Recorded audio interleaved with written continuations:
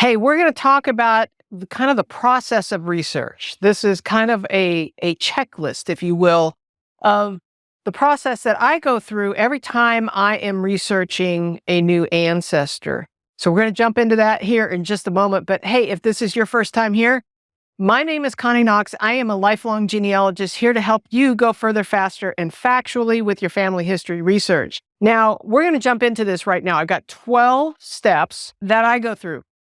And so keep in mind that we're hyper-focused. We have an ancestor in mind, and we're going to call this our target ancestor.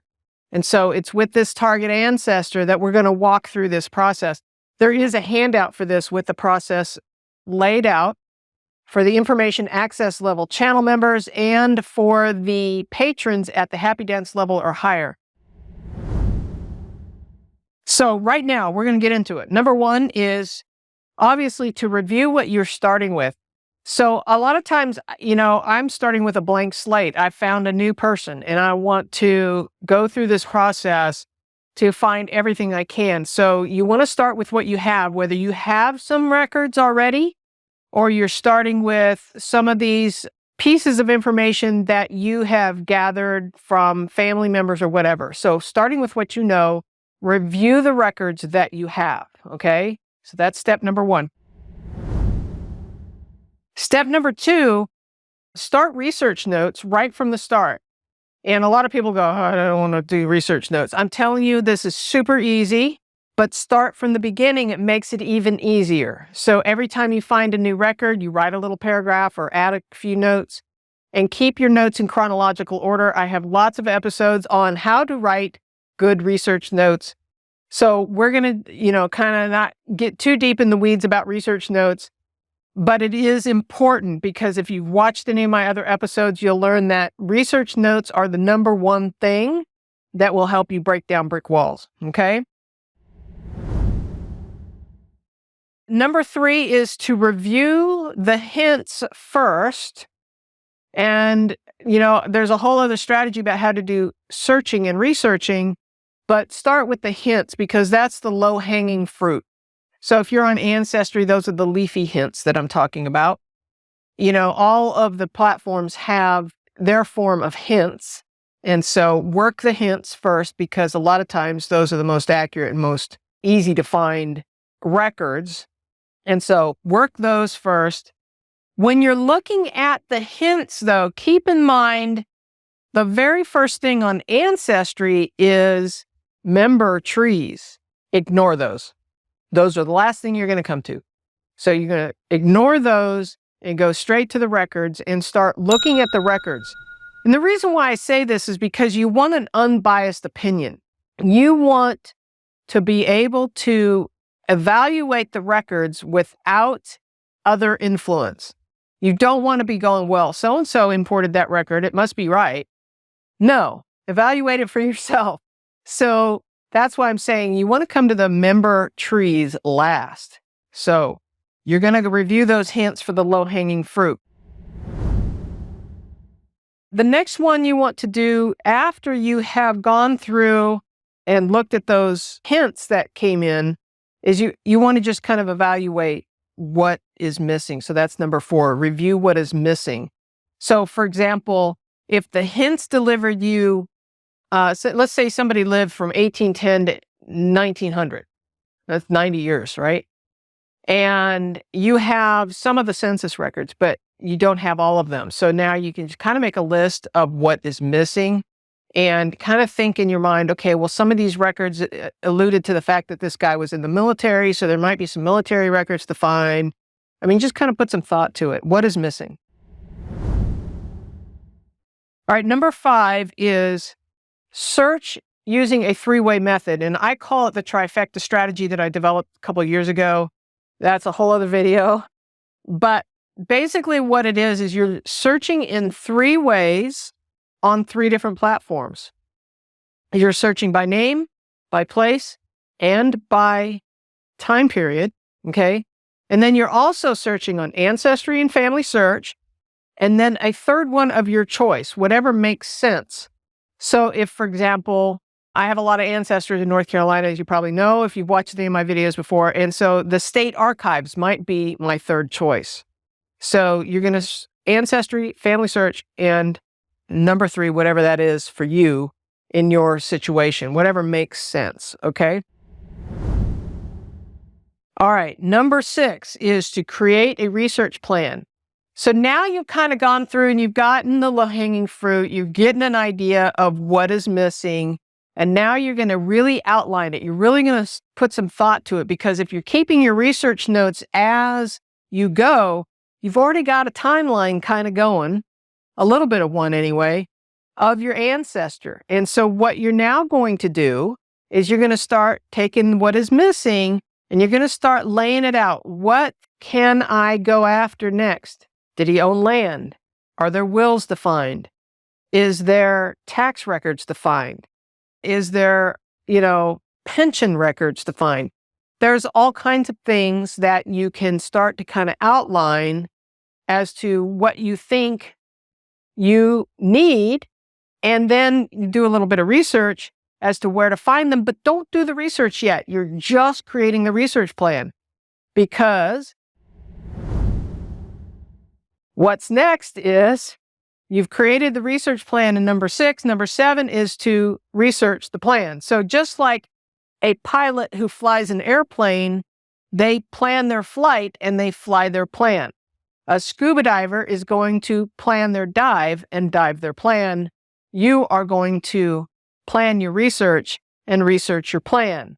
So now you're going to methodically go through that research plan and bing, bing, bing, bing, check it off, find something, don't find something, whatever, but you're going to research that plan. And you don't want to deviate from that. Once you've got your plan down, keep researching. Now, you can add to your plan during the research process, because something might come to mind and go, oh, I hadn't thought about that. And you can add to your plan, but keep in mind, you want to go for, research the plan. All right. So that was number 7.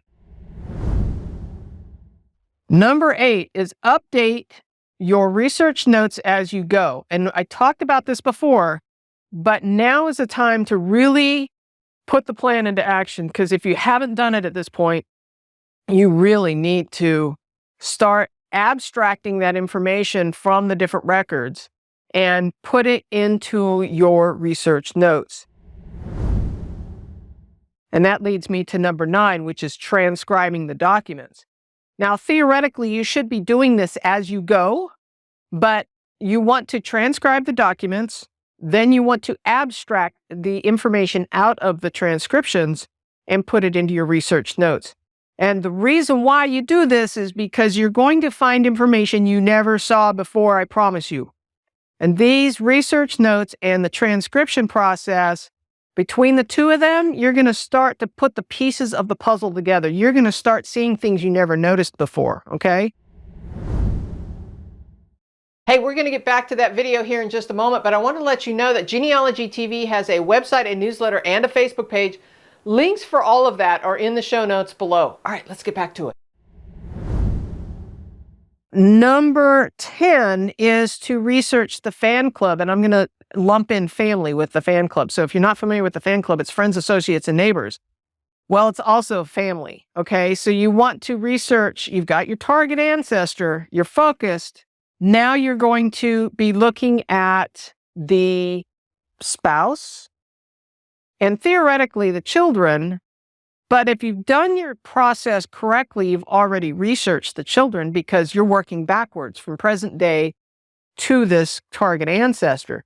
So theoretically, you've already flushed out all the children and you've got all that information, this process, right, done with those children. So now you're working on the target ancestor. You're going to work on the spouse and do the same process. And now you're also going to look at the fan club, the friends, associates, and neighbors. These are the people that are in the documents for your target ancestor and the spouse and maybe the children. Because once you start tracking the friends, associates, and neighbors, you're going to start seeing them pop up in multiple records a lot of times.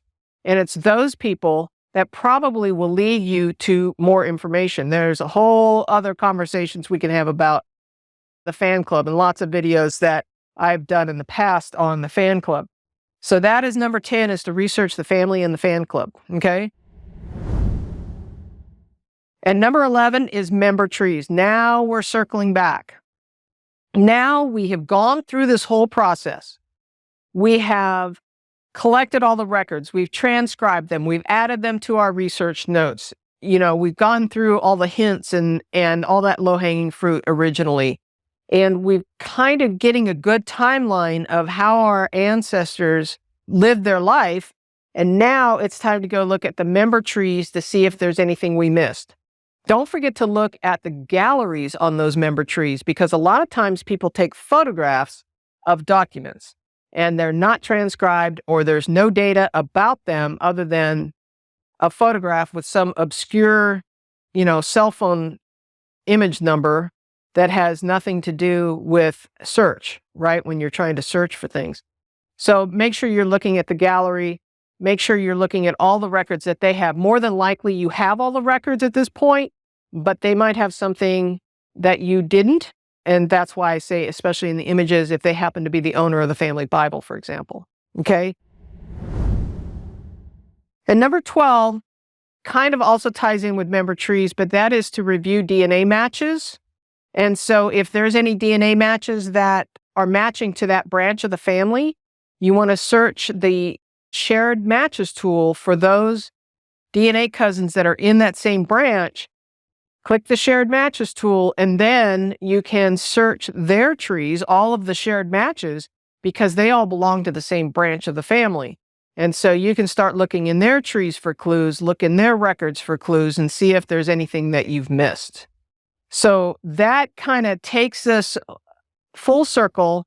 At that point, you have done pretty much everything you can, probably online. And so as we wrap up this segment, we need to now think about outside the box, outside of the online platforms, where to go next. So when you're thinking about where to go next, you can revisit your research plan, look at archives, libraries, cemeteries, and such. And so with that, you can go back and retool your research plan and work it again. And so I hope that was helpful. Don't forget, there is a handout available for the information access level channel members on the YouTube channel, or the patrons at patreon.com/genealogy TV, or you can find it at genealogytv.org. So all of that, those 12 steps are kind of laid out for you in that handout. And with that, let's check out some of the other videos that may help you with your genealogy research. And so we'll catch you in the next one.